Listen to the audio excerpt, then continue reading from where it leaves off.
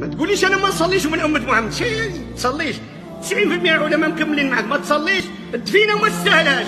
ما تصليش عند العلماء، كثير من العلماء كثير. بل واحد يكون منصفا. الحنابلة ما يغسلوكش، ما يدفنوكش في مقبره المسلمين، ما يكفنوكش بحوايجك، يردموك. يقول لك ما تسميهاش دفن، سميها رديم، ردم.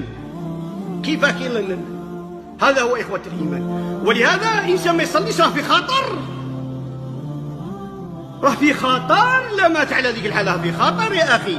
فإذا كان الإنسان من الأمة المحمدية موحدا مقيما للصلاة مؤديا للشعائر، فإن في موته بعد يموت مباشرة أسعد أهل الأرض. كنا تدي أسعد واحد فوق الأرض هو خير منها، فالقبر هو أسعد منه، بحيث لو كان يعرض عليه ربي الدنيا يقول أنا نعطيك الدنيا وتولي لأهلك، ما يوليش.